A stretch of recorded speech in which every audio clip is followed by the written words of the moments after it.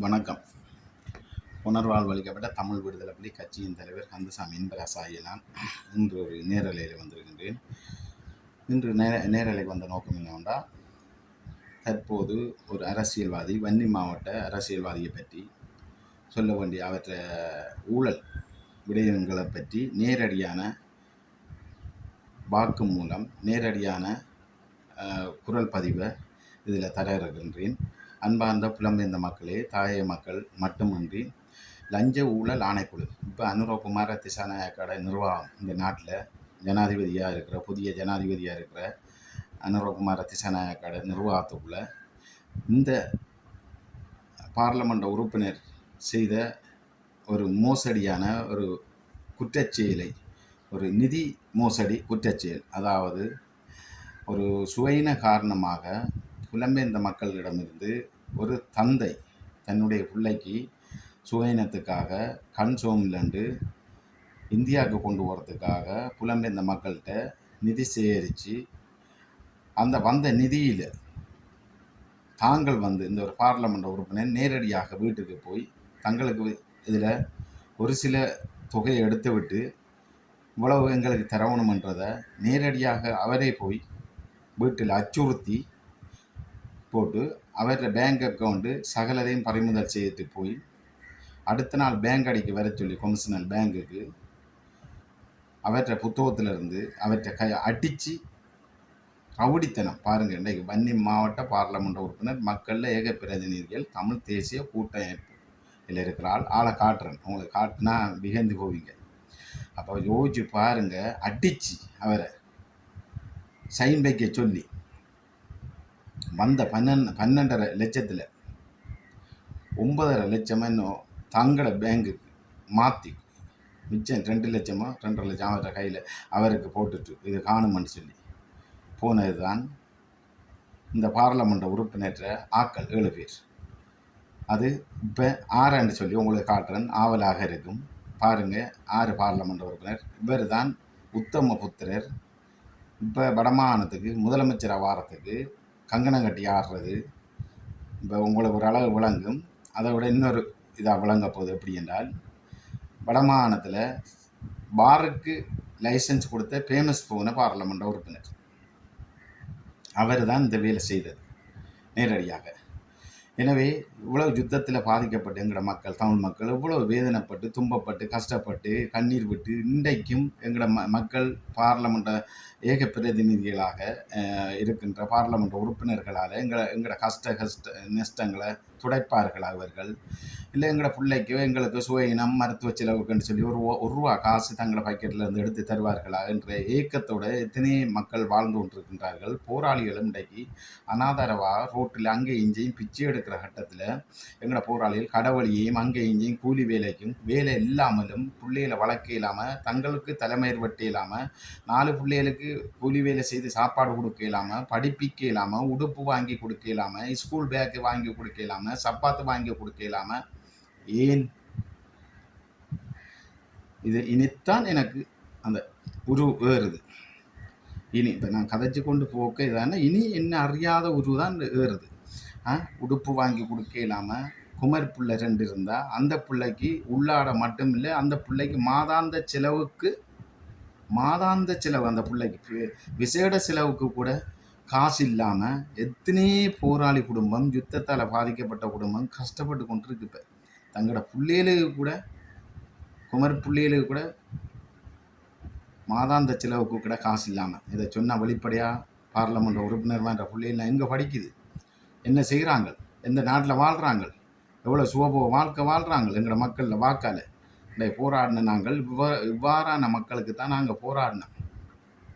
ஆனால் எங்களோட மக்களும் சுயமாக வாழ்ந்ததில்லை. எங்களோட மக்களையும் வேதனைப்படுத்தி கண்ணீர் விட வச்சு கஷ்டப்படுத்தி அவங்களோட வாக்கில் வாழ்ந்தோன்னு போராளிகளையும் 10,000க்கு 12,000க்கு மேற்பட்ட போராளிகளையும் இந்த நிலைமைக்கு ஆக்கி இன்றைக்கு அனாதரவாக்கி போராளிகளுக்கு ஒரு அங்கீகாரம் இல்லாமல் ஆக்கி இன்றைக்கு தாங்களே அந்த அங்கீகாரத்திலிருந்து ஒவ்வொரு ஆட்சி மாற அந்த ஆட்சிகளுக்கு வால் பிடிச்சி கொண்டு தங்களோட அதிகாரத்தையும் செலுத்தியிருக்கிறாங்க. ரவுடி இஷ்டம் செய்திருக்கிறாங்க ஒரு வீட்டில். அந்த பார்லமெண்ட் உறுப்பினரை காட்டுறேன். இந்த பாருங்கள், உங்களுக்கு விகந்து போங்க அவர் என்ன செய்திருக்கிறாரு. வாய்யா வாய்யா. பாருங்க, வேற தெரியுதோ? வடியா பாருங்க. இவர் தான் அந்த நிதி மோசடி செய்தாலும் ஒரு என்ன சுழிபுரத்தில் போய் ஒரு மருத்துவ செலவுக்குன்னு சொல்லி காசை சேர்த்து வந்த காசில் உங்களுக்கு இவ்வளவு காணும், மிச்ச காசை எங்களுக்கு தரும்படி முதல் நாள் அச்சுறுத்தி அப்புறம் 7 பேர் ஆக்களை கொண்டு போய் அப்புறம் அவங்கள வர சொல்லி பேங்குக்கு அவர் சைன் வைக்க மாட்டேன்ட்டு அவருக்கு அடித்து அந்த மனுஷனுக்கு அந்த காசை தங்களோட பேங்குக்கு மாற்றிட்டு போனால் இவர் தான் இந்த சிறிதர் எம்பி. பாருங்கள் எப்படி உள்ளவடி கள்ளன். அது இம்பிராசாட்டை வந்து மாட்டப்பட்டு நான் எடுத்து இன்றைக்கு நம்பர் பார்லமெண்டத்தில் இருக்கிற பார்லமெண்ட் உறுப்பினர் என்ன பேர் ரவி, வன்னி மாவட்ட பார்லமெண்ட் உறுப்பினர் ரவிதரன் நம்பர் எடுத்து இவருக்கு தொடர்பு கொண்டேன். இவர நம்பர் வந்து காணாமல் போயிட்டு தொடர்பு கொண்டா இவர் ஃபோன் வேலை செய்யலை, ஓஃபில் இருக்குது இதில் இருக்குது ஃபோன். அப்போ வேலை செய்யலை. இவர்கிட்ட கேட்குறதுக்கு இப்படி ஒரு நிலைமை வந்திருக்குது, உங்களோட நிலப்பாடு என்ன மாதிரி, நான் யூடியூப்பில் விடப்போகிறேன், என்ன மாதிரி பார்லமெண்ட் உறுப்பினர் சிறிதரன் அவர்கள் என்று கேட்கத்தான் வழிகிட்டேன் நான். அவர் ஆன்சரில் சரி ஓகே அந்த குரல் பதிவை நீங்களும் கேளுங்க மக்களே. இந்த வேறு செய்த மோசடி செய்த அந்த அந்த மக்களில் குரல் பதிவை கேளுங்க. வேறு ஆர்ட்ட காசு வாங்கினார், என்ன செய்தார், வேறு எப்படி இதுன்றாங்க கதைக்கிறாங்கன்னு கேளுங்க. சந்திக்கிறேன்னு எப்படி சந்திக்க வேணும்? எங்க இருக்கிறீங்க? நான் இங்க சொல்லிக்கிறேன். நான் என்ன செய்றீங்க? எனக்கு ஒரு கைகால் நேராது இவங்களை சிறிதர நம்பி இவங்க என்ற பிள்ளைன்ற காசு பிரச்சனைக்கு அடிக்கடி அடிச்சு மில்லியன் கணக்கில் காசு எடுத்து கொண்டு போயிட்டாங்க நெட்டில் போட்டுட்டு. தினக்குரல் பத்திரிகைக்காரர் சிறிதர வந்து அப்ப அதுக்கேற்ற ஆதாரம் முழுக்க என்னட்ட எனக்கு இந்த மனிதன் ரொக்கமில்லதான் போட்டு காசு சேர்த்தவே. என்ன காசு? என்னன்னு அது என் பிள்ளைக்கு கண் சுகம் இல்லைன்னு கொழும்பெல்லாம் கொண்டு காட்டி உயராம போய் பேர்ந்தாதான் நான் நேரா கதைக்கிறதுக்கு வர்றதுக்கு கேட்டேன். அது சிறிதர எம்பி இந்த மொபைல் எம்பியா? அந்த பச்சை கல்யாணம் அவரு மற்ற தினப்புற பத்திரிகைக்காரர் என்ன பேரு அவங்களுக்கு? வினோத். மற்றது என்ன பேர் மாயா? தயாளன். வினோத் தயாளன். துளசி. துளசி தினகரன் பத்திரிகை. எவ்வளவு பேரும் பத்திரிகையாளரா? எவ்வளவு பேரும் பத்திரிகையாளர். அப்ப இவ்வளவு பேரும் உங்களோட பிள்ளைக்கு என்ன சுகம் இல்லைன்னு காசு சேர்த்தவங்க? இந்த கண் நெற்றில கண் சுகம் இல்லைன்னு மனிதன் ரொக்கம் இல்லை நான் மடியில வச்சிருக்கிறது. வெளிநாட்டு வாழும் மக்கள் நீங்க உங்களை மக்களை வடி அவ்வளோங்க. இந்த குரல் பதிவை அத்தனையும் கேளுங்க. அதே டைமில் என்ன தினக்குரல் பத்திரிகையாளர்களா, தினக்குரல் பத்திரிகையாளரை சேர்த்து தான் அவங்களோட தான் அந்த பிள்ளைக்கு வெளிநாட்டு நிதி சேர்த்துருக்கிறான். பத்திரிகையில் போட்டு சேர்த்ததுக்கு அப்புறம் அந்த அக்கௌண்ட் நம்பர் நேரடியாக இந்த ரெக்கார்ட் இவ்வளோத்தையும் கேளுங்க. கேட்டு போட்டு இந்த சிறிதர நம்பிக்கை மக்களாக நீங்கள் என்ன முடிவெடுக்க போகிறீங்க? புலத்திலையும் தாயத்திலையும் மற்ற இந்த லஞ்ச ஊழல் ஆணைக்குழு அனுரகுமார திசாநாயக்க ஜனாதிபதி அவர்கள்ட்ட மிகவும் பணிவாக கேட்டுக்கொள்கிறோம். புனர்வாழ்வளிக்கப்பட்ட விடுதலை புலிகள் சார்பாகவும் மக்கள் சார்பாகவும் இவரை உடனடியாக அரெஸ்ட் பண்ணி லஞ்ச ஊழல் ஆணைக்குள்ள இவ்வாறு நடந்ததா, இவருக்கு கொடுத்த தண்டனை மற்ற அந்த அவருக்கு அடிச்சிருக்கிறாங்க, காசை பறிச்சிருக்கிறாங்க, இவர் நேரடியாக அவர் வீட்டுக்கு எம்பி நேரடியாக போயிருக்காங்க. 2012ஆம் ஆண்டு நடந்த விஷயம். இதை விசாரணைக்கு எடுத்து இதில் நடந்த பிரச்சனை சரிபுலைக்கு அப்பால் இதில் என்ன நடந்ததுன்றதை எடுத்து இந்த பார்லமெண்ட் உறுப்பினருக்கு தகுந்த சட்ட நடவடிக்கை எடுக்கணும் என்று அனுரகுமார திசாநாயக்க அவர்கள்ட்டையும் கேட்டுக்கொண்டு நாட்டின் ஜனாதிபதியை லஞ்ச ஊழல் ஆணைக்குழு இதை கட்டாயம் பார்த்து இதுக்குரிய நடவடிக்கை எடுக்கணும் என்று கேட்டுக்கொள்கிறோம். அதேமாதிரி புலம்பெயர்ந்த தாயக மக்களை இவருக்கு என்ன செய்யலாம்ன்றதை நீங்கள் தீர்ப்பை நீங்கள் கொமெண்டில் எழுதுங்க. எங்களுக்கும் மக்களுக்கும் தெரிவிங்க. ஒவ்வொரு யூடியூப்பாளர்களும் செய்தியாளரும் மக்களுக்கும் தெரிவிங்க இவருக்கு என்ன செய்யலாம். அடுத்த கட்டம் மக்களால் கேளுங்க, ஃபுல்லாக கேளுங்க. இதை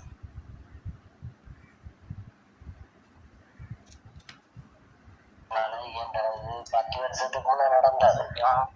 அப்ப இவங்க அந்த டக்ளஸ் வெள்ளவாரில வந்து வெடி வைக்கிறாங்க.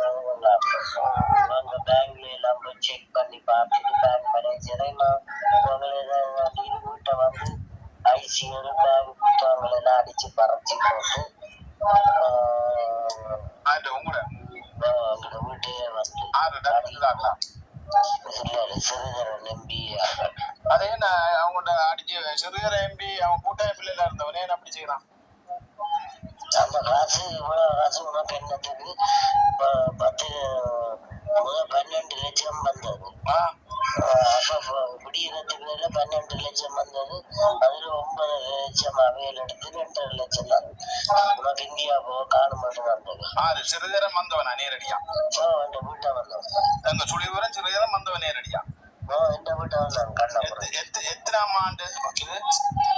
இது ஒரு 10-12 வருஷம் இருக்கு. 12 வருஷம் வந்தா எத்தனாம் ஆண்டு? 12 வருஷம் 2026 சொல்லுக்கு வந்து 2000 ஆண்டு கொடுங்க அந்த பிள்ளை கிட்ட கேட்போம். பிள்ளை இல்லை இந்த பைபிட்ட கொடுங்க. அவன் இந்த இதான இத்தனை பேரோட கதைச்சு இதண்டி நான் இனி கொடுங்க. எத்தனாம் ஆண்டு எனக்கு சரியா சொல்லுங்க. 2012. 2012ஆம் ஆண்டு வந்து சிறுகரனோட சொல்லி போட்டு போ. 2012 சிறுகரனோட எத்தனை பேர் வந்தவங்க? சிறுகரனோட எத்தனை பேர் வந்து இந்த காசை பறிச்சவங்க உங்ககிட்ட? சிறுகரன் முதல் தான் வந்தவர் பேருந்து வந்தவர் 7 பேர் வந்தவர். சிறுகரன் தாக்கலா 7 பேர்? அப்ப சிறுகரன் வந்த அந்த 7 பேரோட வந்தவரா? முதல் வந்தவருங்க சிறுகரனோட தான் வந்தவர். அப்புறம் காசு பறிக்க வரைக்க சிறுகரன் வர இல்லை. அப்ப சிறுகரன் ஆக்கள் தான் 7 பேருமா? முதல் வந்த சிறுகரனோட வந்தவங்களா அந்த 7 பேர்? அவைதான் வந்தோம். அவை வந்து என்ன சொல்லி கேட்டவங்க? அவங்க என்ன சொல்லி கேட்க பிறகு கூட்டி கொண்டு போய் பிராந்தேக வச்சு கதவையும் பூட்டி போட்டு நாங்கள் இதண்ட அடிச்சு போட்டு எல்லாத்தையும் பறிச்சு கொண்டு போனவே. 2012? அப்ப உங்களோட பேர் என்ன? தங்கச்சி அக்கா சரியா சொல்லுங்க. 2 பேர் மாயா. அவர் ஹஸ்பண்ட் பேர் ரவியா. சுழிவரம் எந்த இடம்? நாங்க சுழிபுரம் தொல்புரம். இருக்கு சுழிபுரம் தான் எங்களோட மெயின். உங்களுக்கு எங்களோட இடம் வந்து தொல்புரம். எத்தனை புள்ளியல்? எங்களுக்கு 3 பொம்பளை பிள்ளைகள். அப்ப நீங்க அந்த புள்ளிகளுக்கு வைத்தியம் செய்யல? இல்ல அவங்க கொண்டு போய் கொண்டு வந்ததுங்க. பிறகு திருப்பி கொண்டு போன வருவார். இந்தியாவுக்கு கொண்டு போய் செய்தாட்டு கண் பிரச்சனையா? கண் செய்து போயிருந்த இடம் கூட தான்.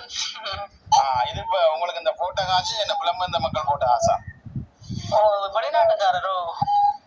வெளிநாட்டுக்காரர் போட்ட காசு. இப்ப 12 லட்சத்துல 8 லட்சம் சிறுகரனாக்கள் வந்து முதல் நாள் வந்த சிறுகரனோட எத்தனை பேர் வந்தவங்க?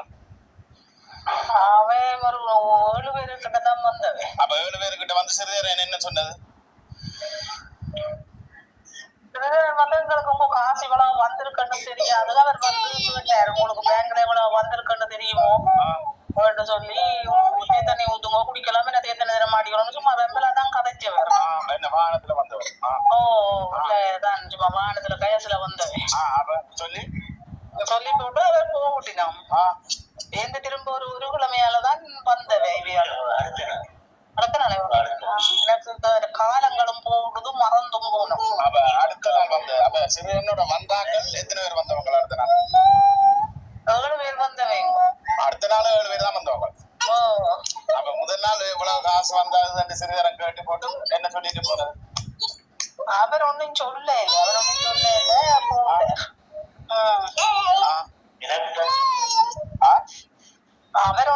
இல்ல. இவங்க எல்லாம் இந்த அடுத்த நாள் வந்து அவர் ஒன்றுமே சொல்ல இல்லை.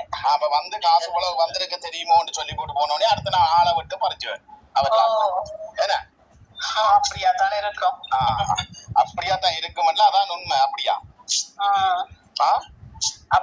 அப்படித்தான் நினைக்கிறோம். அவருக்கு வந்தபடியா அப்படியாத்தானே இருக்க போனோம். என்ன அவன் ஆக்கள் அவன் அன்றைக்கு சிறுகரனோட வந்த ஆக்கள் தானே வந்தவங்க. சரி நான் உங்களுக்கு லேட்டா எடுப்பேன். மற்ற ஒரு கொடுங்க அவர்கிட்ட வாட்ஸ்அப்புக்கு நான் எடுக்கிறோம். கூட நான் கதைக்கிறேன். கையால் விழுந்து வாங்கலாதான் ஒரு கையால் விழுந்து படுத்தேன். அடுத்த ரெக்கார்டை கேளுங்க. அந்த மனுஷனுக்கு எப்படி அடிச்சிருக்கிறாங்கன்ட்டு பேங்க்கு கொண்டு போய் எவ்வளோ ரவுடித்தனம் செய்திருக்காங்க. 2012 மீள் குடியேற்றம் நடக்கிற டைமில் யோசிச்சு பாருங்க. அடே சிறிதரன் அரசன் அன்றரப்பான் தெய்வம் நின்று கொள்ளும் இதுக்கு தாண்டா சொல்கிற. அடே எங்கட மக்களை எப்படி துன்புறுத்தி இருக்கிறான்னு பார்த்தியாடா? நீ எவ்வளோ ரவுடித்தனம் செய்திருக்கிறான்னு பார்த்தியா?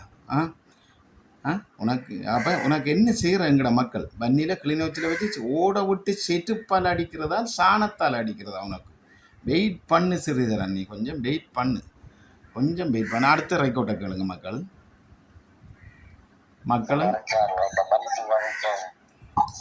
அது இப்ப என்னன்னா காசாக கையில இருந்து பறிச்சதா இல்ல பேங்க்ல இருந்து எடுத்துக்கலாம்? பேங்க்ல இருந்து இந்த அக்கௌண்ட் இந்த அக்கௌண்ட்டுக்கு மாத்தினேன். உங்களோட அக்கௌண்ட்ல இருந்து அவங்களோட அக்கௌண்ட்டுக்கு மாத்தினேன். உங்களை ஆறு சிறியரம் பாட்டி. அது என்ன நீங்க உங்கள்ட்ட கையில இருந்து பறிச்சதா என் அக்கௌண்ட?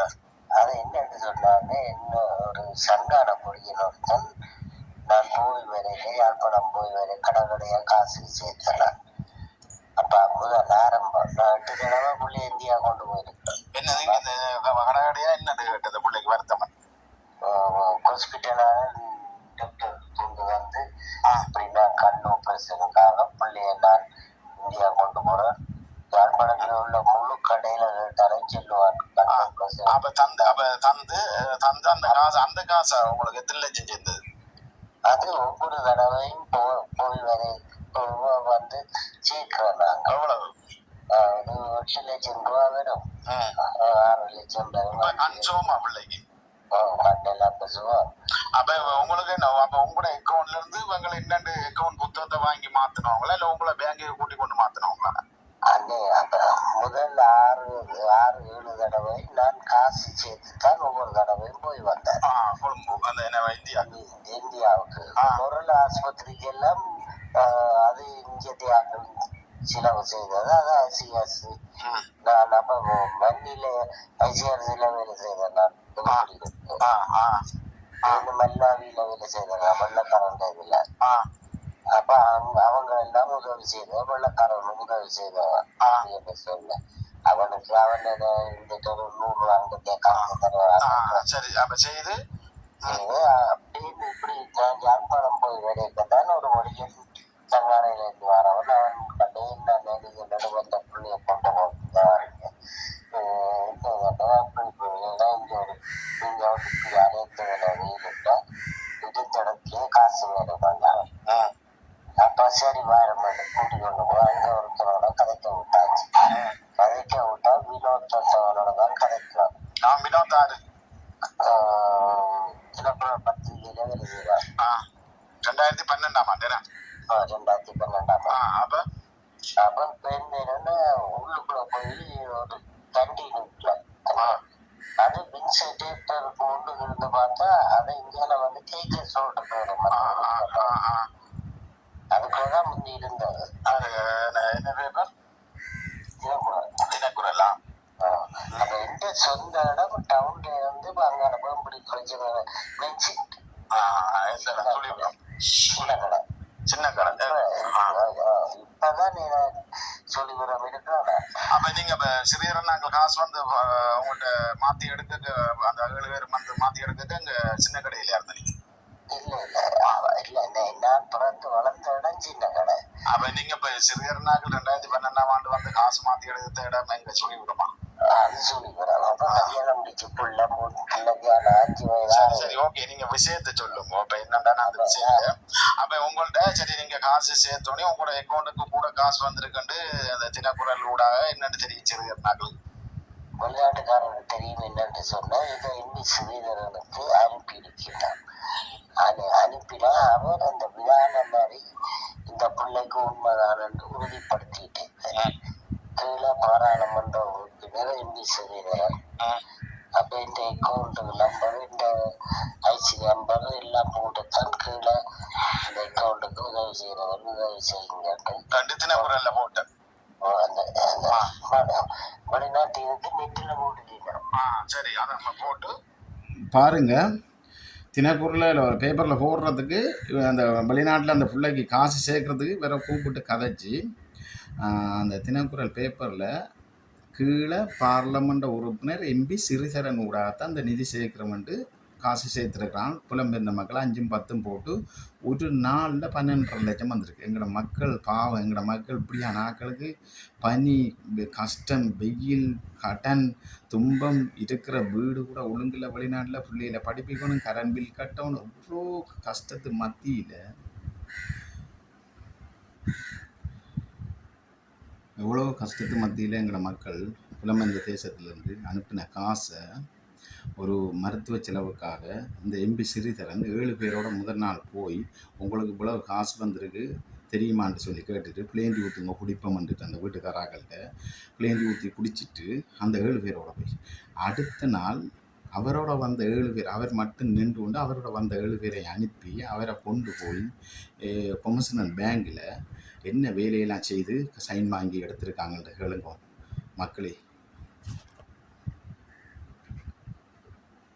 அது போட்டது உங்களுக்கு மொத்தம் அப்ப போட்டது எத்தனை மொத்தமா எத்தனை லட்சம் வந்தது? முதல் அடுத்த நாள் முதல் 18ஆம் தேதி போடுறாங்க, தை மாதம் 18ஆம் தேதி போடுறாங்க, 19ஆம் தேதி தை மாதம் என்ற பிறந்த நாள். அப்ப வீட்டுல இருந்து பிறந்த நாளுக்கு பிள்ளை காலத்துக்கு காட்சி அளித்த ஒரு கோவில் வருது. என்னட்டு கேட்டா வெளிநாட்டில் இருந்து இப்படி இருக்கு நீ உண்மைதானாவும் நாங்கள் ஒரு 10 போட்டிருக்கோம்.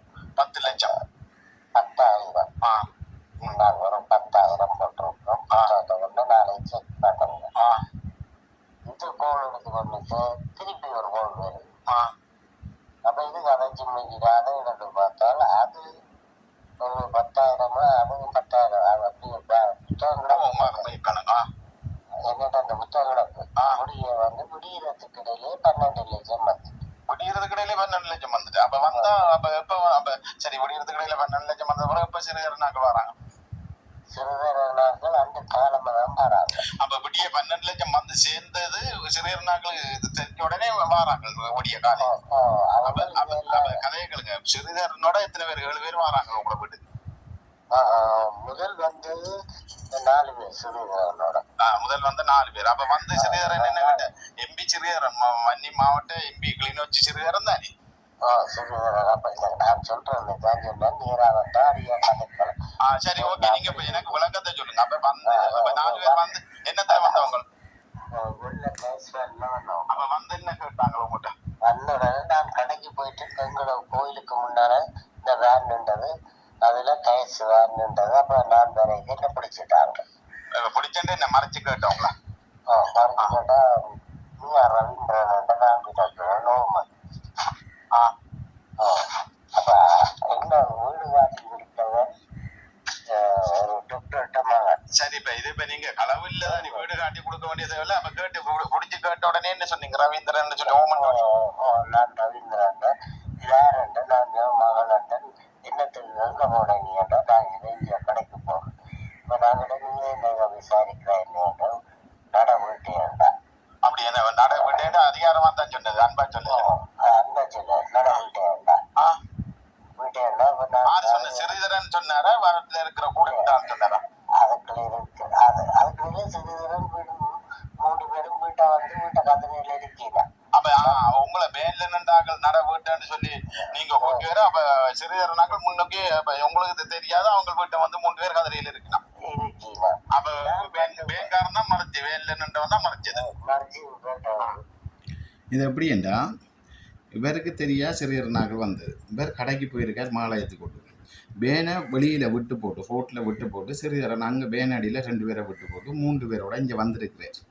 சரியா? வீடு வந்து தேத்தனி ஊற்றுங்க அதுதான் சொல்லி போட எங்கள் புருஷன் சொல்லி கேட்டுருக்க. அங்கே ரோட்டில் பேண்டில் நின்றால் இவங்களை மறைச்சிட்டு வேற ரவீந்திரன் கூட்டி வந்திருக்கான். கூட்டி வரப்பில் வீட்டில் சிறிதரன் இருந்து கொண்டு இருந்திருக்குது. அப்போ அடுத்த கட்டத்தை கேளுங்க, யோசிச்சு பாருங்க. இது எவ்வளோ ஒரு மன்னிக்க முடியாத ரவுடிஸ்டம். இவருக்கு இவங்களா முதலமைச்சராக வார எங்களுக்கு வந்து எங்களை சரி. அப்ப நீங்க வீட்டை கூட்டி வர ஐயா வாங்க ஒரு தடிச்ச மீசை வச்சு உள்ள ஓட்டி என்ன தெரியுமா? நான் தெரியாத நான் பாராளுமன்ற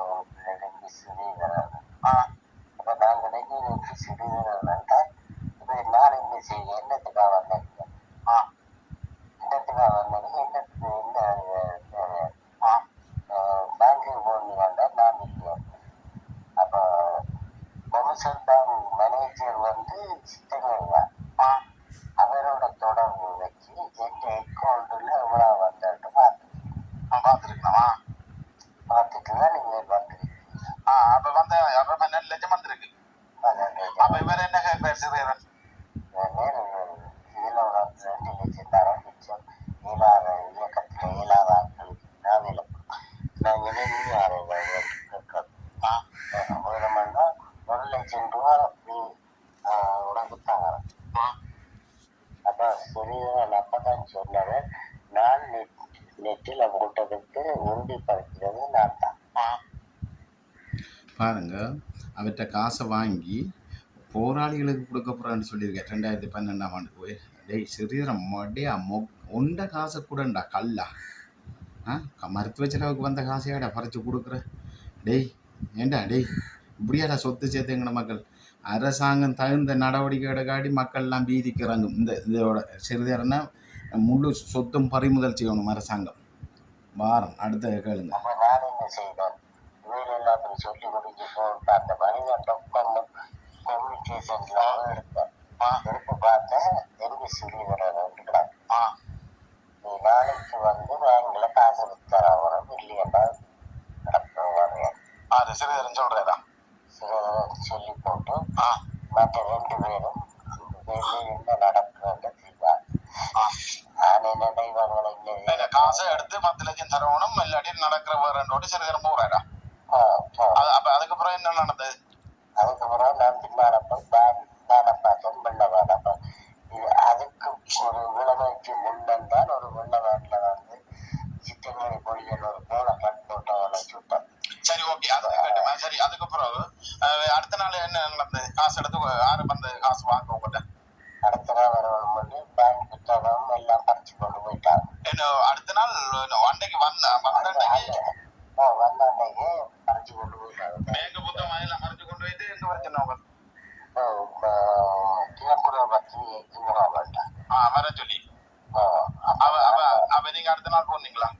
நான் அடுத்த நாள் போகிறேன். போக ஐயா வாங்கலாம் ஆறு நண்டு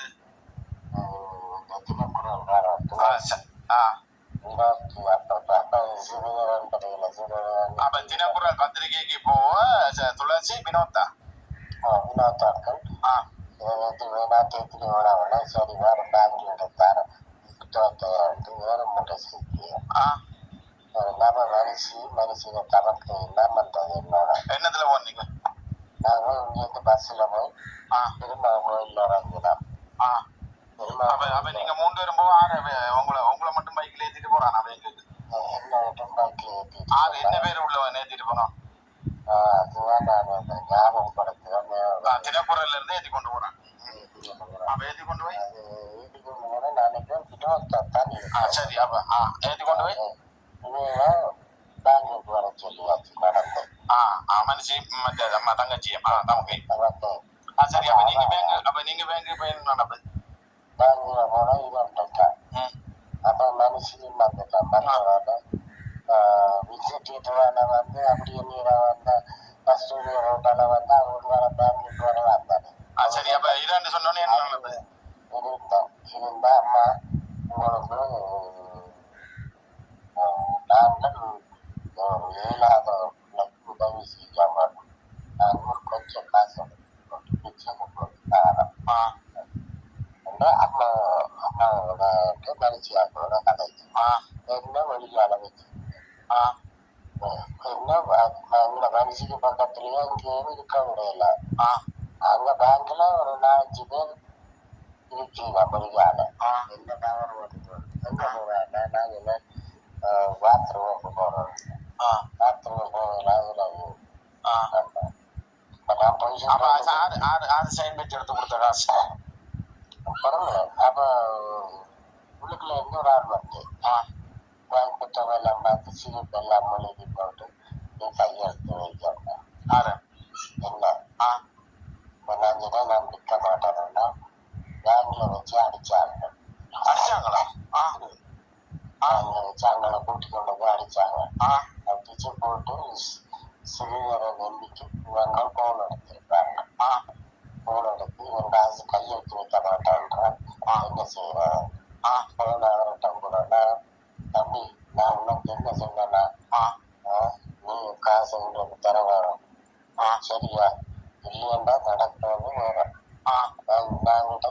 நாங்க முன்னாடி போட்டுதான் நீ வந்தது நடக்க